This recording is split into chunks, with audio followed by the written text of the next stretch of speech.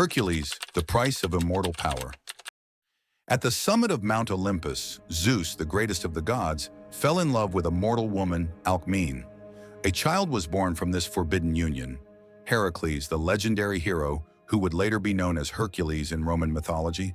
However, this birth drew the anger of Hera, Zeus's wife.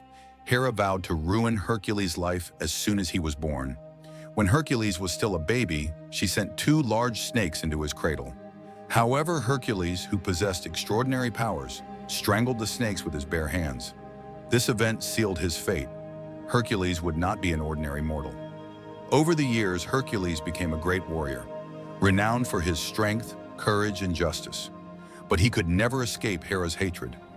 One day, driven mad by Hera's spell, Hercules slaughtered his own wife Megara and their children with his own hands. Wanting to atone for this terrible crime, Hercules went to the temple of Apollo in Delphi.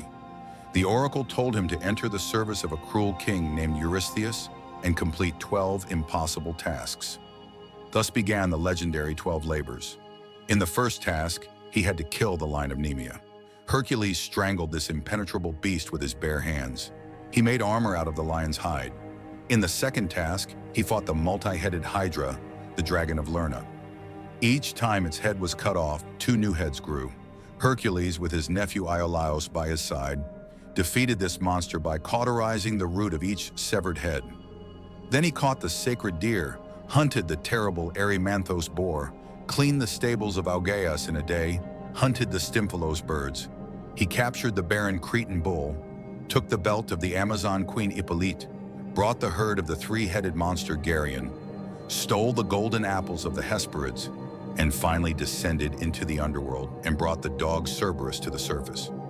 During these missions, Hercules experienced not only physical, but also spiritual purification. Every battle he fought to redeem himself made him greater. After completing 12 difficult missions, Hercules regained his freedom. But his life was not easy. He fought countless battles, showed heroism, experienced love and loss. Finally, as a result of a betrayal, he wore a poisoned shirt. Hercules, who was in pain, chose to die voluntarily. He set up a pyre, lay down on it, and asked his friends to light the fire. As Hercules' body burned, his soul ascended to Olympus. Zeus accepted him among the immortals. Hercules was no longer just a hero, but had earned an honored place among the gods.